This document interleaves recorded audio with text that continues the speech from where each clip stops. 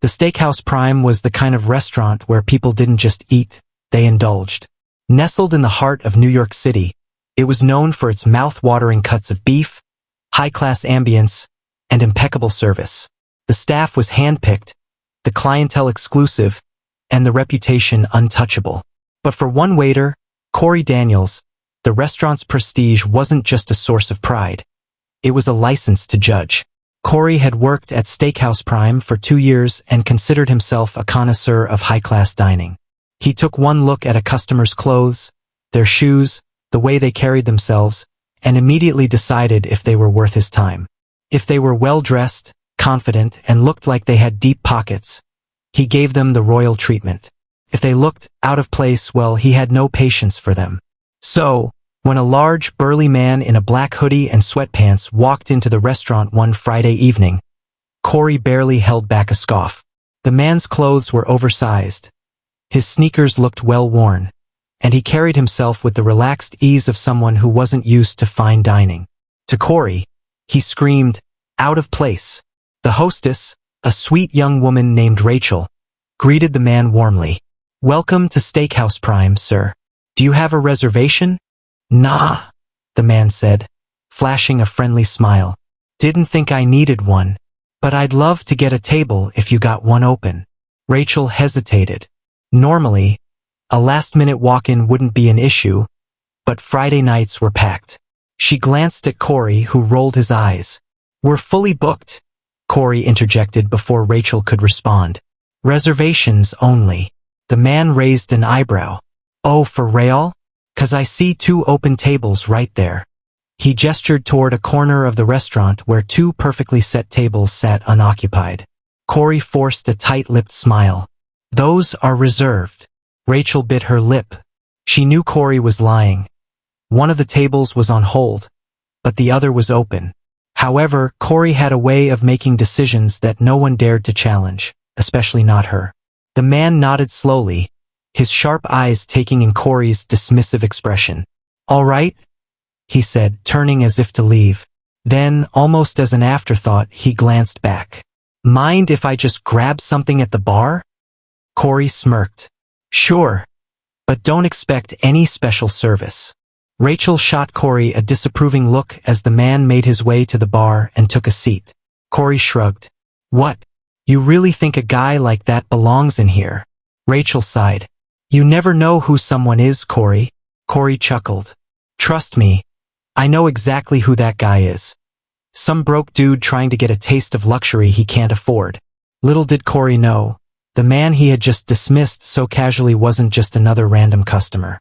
He was Shaquille Big Shaq Reynolds, one of the wealthiest businessmen in the country. And, more importantly, the silent owner of Steakhouse Prime. Shaquille Big Shaq Reynolds leaned back in his seat at the bar, his massive frame almost making the high-backed stool creak under his weight. His broad shoulders relaxed, but his mind was far from it. He wasn't the kind of man to hold a grudge over something petty, but disrespect? That struck a different chord. He had worked too hard to build everything he owned. Coming from a modest neighborhood in Atlanta, Shaq knew the sting of being underestimated.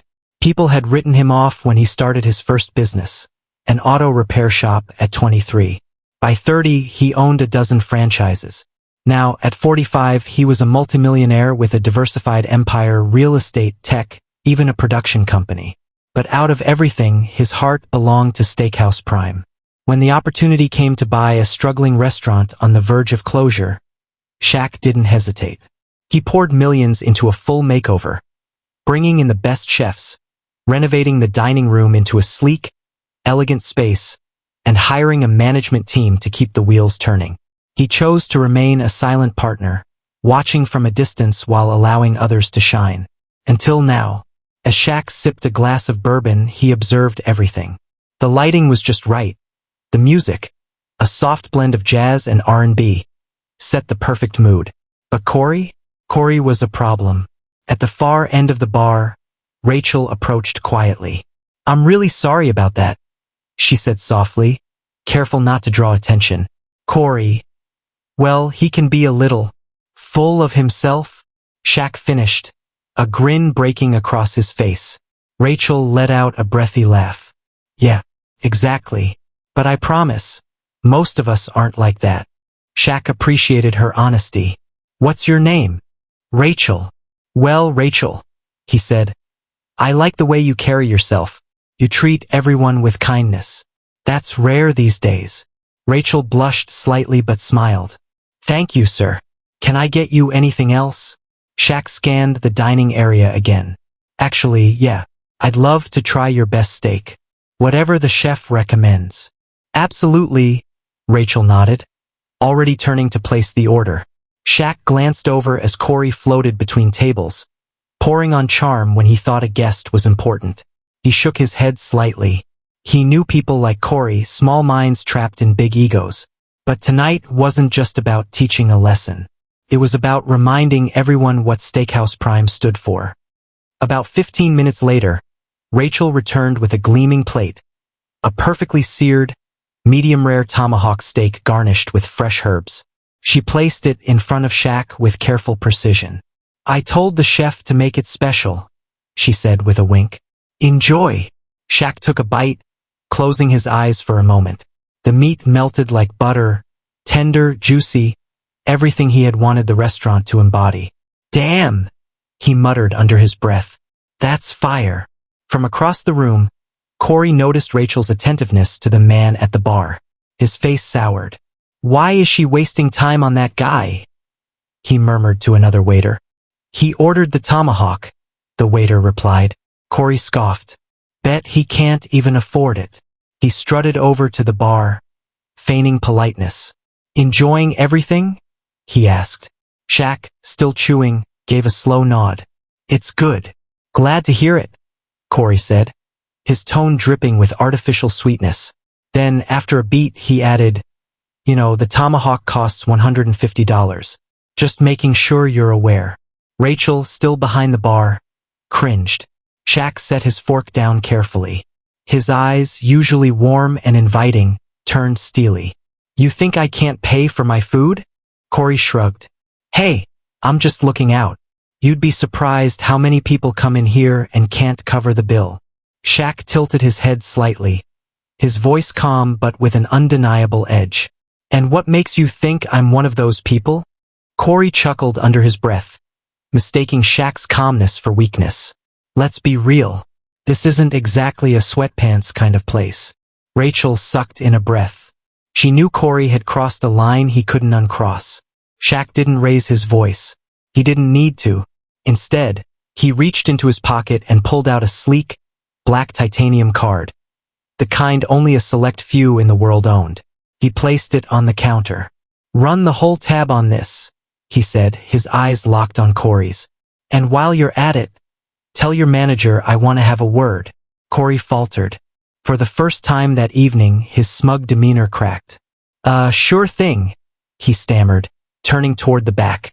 Rachel leaned closer, her voice barely above a whisper.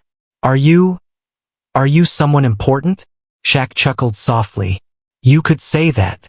In the manager's office, Jason, the general manager, was halfway through paperwork when Corey burst in. Hey, some guy at the bar is making a fuss.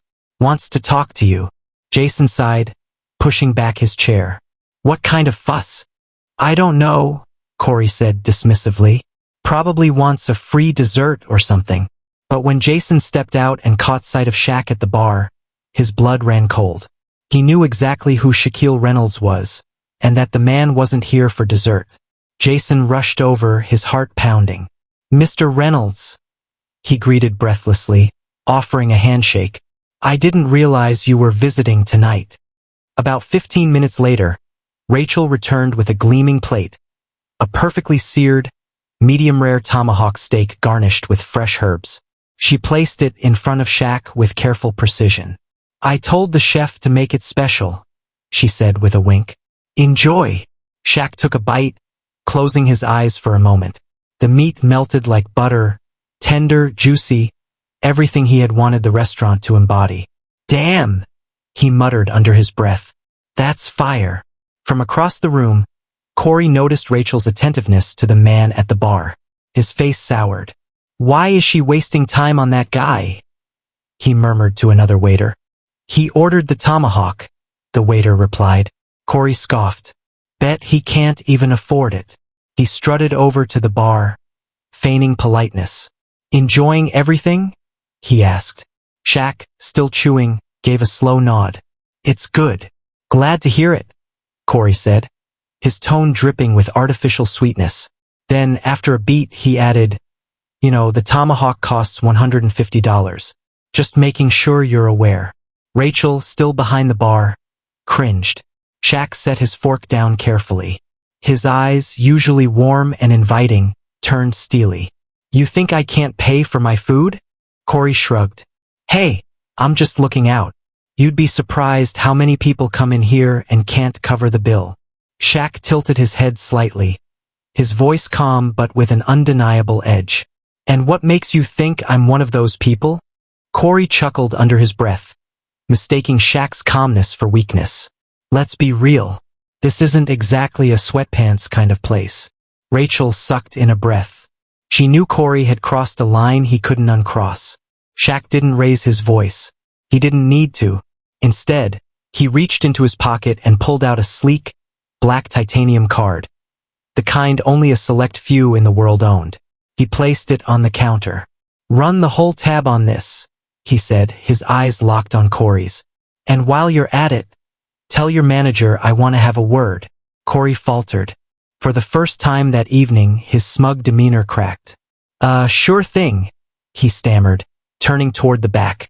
Rachel leaned closer, her voice barely above a whisper. Are you someone important? Shaq chuckled softly. You could say that. In the manager's office, Jason, the general manager, was halfway through paperwork when Corey burst in. Hey, some guy at the bar is making a fuss. Wants to talk to you. Jason sighed, pushing back his chair. What kind of fuss? I don't know, Corey said dismissively. Probably wants a free dessert or something. But when Jason stepped out and caught sight of Shaq at the bar, his blood ran cold. He knew exactly who Shaquille Reynolds was, and that the man wasn't here for dessert. Jason rushed over, his heart pounding. Mr. Reynolds, he greeted breathlessly, offering a handshake. I didn't realize you were visiting tonight. The air inside the manager's office felt heavier than usual. Jason fumbled with the door, holding it open as Shaq stepped inside.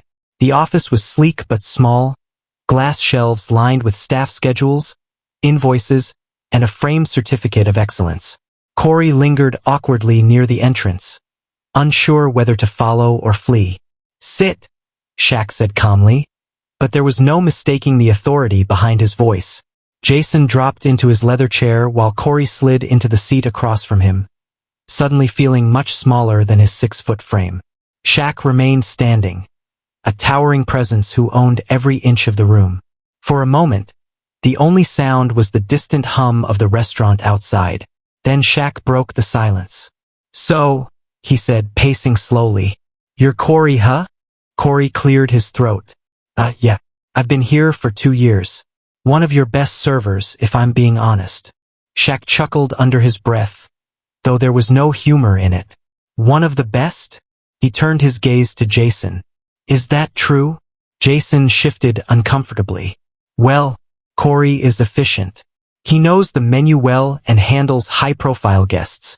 Unless they don't look the part, Shaq interrupted. His voice remained even, but the weight of his words dropped like a stone. Let's cut the crap, Jason. I've been sitting at that bar long enough to know how your best server operates. And I don't like what I've seen. Corey squirmed. Look, man, it's Mr. Reynolds to you, Shaq corrected sharply. Corey swallowed hard. Mr. Reynolds, I didn't mean anything by it. I'm just used to a certain kind of clientele. This place is, well, it's exclusive. I'm protecting the brand. Shaq laughed, loud and sudden. Protecting the brand? He leaned forward, resting his massive hands on Jason's desk. Let me tell you something, Corey. I am the brand. I built this place from the ground up. When it was about to go under, I saved it. And I didn't do that so some self-important waiter could turn it into his personal ego trip. Corey's face burned with embarrassment. I didn't know who you were. That's the problem, Shaq shot back. You shouldn't have to know who someone is to treat them with respect. Jason, sensing that things were spiraling out of control, tried to step in. Mr. Reynolds, I assure you, we value all our guests. I'll personally ensure this never happens again. Shaq tilted his head, fixing Jason with a look that made the manager shift nervously. It shouldn't take the owner walking through the door to make you value your guests. I trusted you to run this place right, Jason. And right now, I'm not seeing that trust pay off. Jason's throat went dry. I take full responsibility, sir. Corey's behavior is unacceptable. Shaq straightened, his towering figure casting a long shadow across the desk. Damn right it's unacceptable. You know what makes a place like Steakhouse Prime successful? It ain't the leather chairs. It ain't the fancy menu. It's the people. People come here because they want to feel special. They want to be treated like they belong. Whether they walk in wearing a three-piece suit or a hoodie and sneakers. Corey opened his mouth to defend himself but thought better of it. The heat in Shaq's voice made it clear, this wasn't a debate. You ever heard the saying, don't judge a book by its cover? Shaq asked, narrowing his eyes. Corey nodded weakly. Well, congratulations, Shaq said, spreading his arms. You just judged the wrong damn book. And now we got a problem. Jason cleared his throat cautiously. Mr. Reynolds, if you want, I'll terminate Corey's employment immediately. For a long moment, Shaq said nothing. The weight of his silence hung over the room like a thundercloud. Then finally he shook his head. No, he said, surprising them both. Firing him's too easy. He won't learn a damn thing from that. Corey's head snapped up, confusion written across his face. Then, what are you going to do? Shaq cracked a smile, one that didn't quite reach his eyes. You want to protect the brand? Fine. Starting tomorrow, you're going to learn what this brand really stands for. Jason furrowed his brow. What do you mean, sir? I mean, Shaq said, turning toward the door. For the next month, Corey's going to work under Rachel, the same waitress he tried to undermine tonight.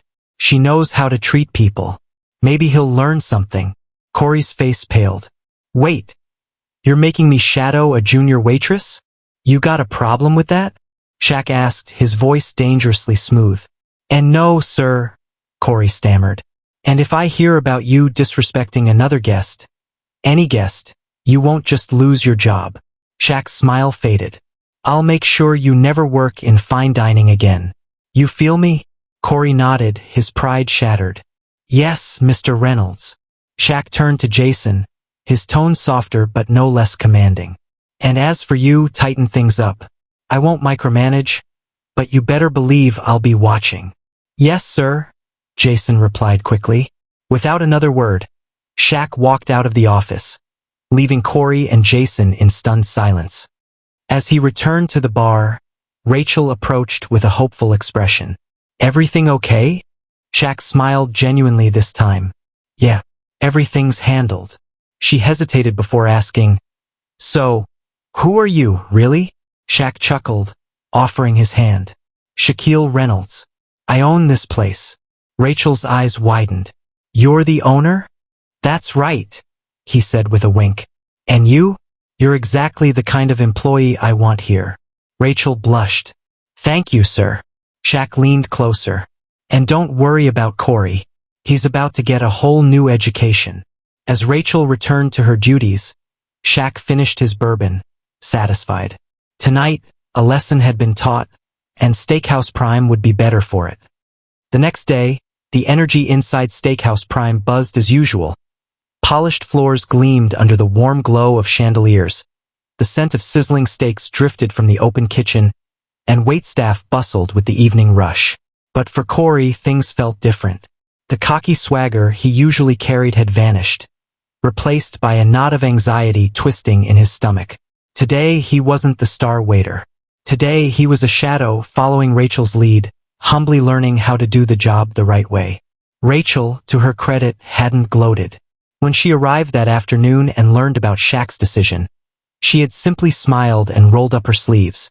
She wasn't here to humiliate Corey. She was here to work, and if he was willing to learn, she'd teach him. All right, she said, tightening her apron. First lesson, respect the guest no matter what. Doesn't matter if they walk in wearing a Rolex or a rubber band. Got it. Corey nodded, swallowing his pride. Got it. His first test came almost immediately. A middle-aged man in a faded flannel jacket shuffled in, his worn boots clunking against the marble floor. Corey instinctively scanned him. No designer clothes, no expensive jewelry. If it had been yesterday, he might have written the guy off as someone looking for a cheap meal. Rachel nudged him. Go on. Greet him. Corey plastered on a smile and approached the guest. Good evening, sir. Welcome to Steakhouse Prime. Can I get you a table? The man's eyes crinkled at the corners. Sure thing. Been craving a good steak all day. As Corey led him to a table, Rachel watched from a distance. So far, so good. Throughout the night, Corey followed Rachel's instructions to the letter, refilling water glasses before they were empty, offering genuine recommendations from the menu, and never once judging a guest by their appearance. For the first time, he realized how much effort went into the little things. Things he used to think were beneath him. By the time the dinner rush slowed, Corey was exhausted. But something else surprised him. He felt proud. The guests he had served tonight left with smiles, and not a single complaint crossed his path. As he leaned against the bar to catch his breath, Shaq appeared beside him, his massive frame impossible to miss. How's the new gig treating you? Shaq asked, a teasing glint in his eye. Corey stood straighter. It's humbling, but I'm learning. Shaq nodded approvingly. Good. Keep it up. You're on probation for a month, but if you make it through and change your attitude, maybe, just maybe, you'll earn your spot back. Corey's throat tightened. Thank you, Mr. Reynolds. I won't let you down. Shaq chuckled. We'll see. At that moment, Rachel approached with a fresh plate of dessert, a towering slice of chocolate cake. For you, she said, placing it in front of Shaq. What's this? He asked, raising an eyebrow. A thank you, she replied softly, for giving me a shot, for noticing when most people wouldn't. For the first time all night, Shaq was the one caught off guard. He smiled, his voice warm. You're a class act, Rachel. Keep doing what you're doing. You've got a future here. Rachel beamed, returning to her duties. As Shaq took a forkful of cake, he turned back to Corey. You know, he mused. Some people think power is about calling the shots. But real power? It's about lifting people up. You learn that. Maybe one day you'll own a place like this yourself. Corey let those words sink in. For the first time, he realized this job wasn't just about serving food. It was about serving people. And if he wanted to survive at Steakhouse Prime, he had a lot more to learn. The next 4 weeks at Steakhouse Prime felt like a complete reset for Corey. Gone were the days when he strutted through the dining room with unchecked arrogance. Under Rachel's patient guidance and the looming shadow of Shaq's expectations, Corey found himself transforming. At first, swallowing his pride was the hardest part. Every task felt like a humbling reminder of how much he had taken for granted. But the more he worked alongside Rachel, the more he began to see the magic hidden in the details. He learned how to anticipate a guest's needs before they asked. How a warm smile and a genuine greeting could turn an ordinary meal into a memorable experience. How no one, no matter how they looked, deserved to be underestimated. One evening, during the height of the weekend rush, Corey faced his biggest test yet. A woman walked in with 2 young children in tow. Her hair was slightly disheveled, and her faded denim jacket looked worn. Corey saw the exhaustion etched on her face and felt an old impulse rising. The judgment he had once relied on to size up guests. But this time, he remembered Shaq's words. You shouldn't have to know who someone is to treat them with respect. He put on his best smile and approached. Good evening, ma'am. Welcome to Steakhouse Prime. Would you like a table for 3? The woman's shoulders seemed to relax. Yes, please. We've had a long day. He led them to a cozy booth and handed her a menu. Take your time. If you need any suggestions, I'm here to help. Throughout the meal, Corey treated her with the same care and attention he would have given a celebrity. He joked with her kids, made sure their drinks stayed full, and offered her a quiet moment to breathe. At the end of their meal, the The woman quietly handed him a plain white envelope. "Thank you for being so kind," she whispered. "Most places, they don't treat us like this." Corey tucked the envelope into his apron and wished her a good night. Only later, when he opened it, did he realize it wasn't cash. It was a handwritten note. "Respect goes a long way. You showed my kids that kindness still exists. Thank you for that." His chest tightened. For all the tips he had chased, nothing had ever felt as rewarding as that simple note.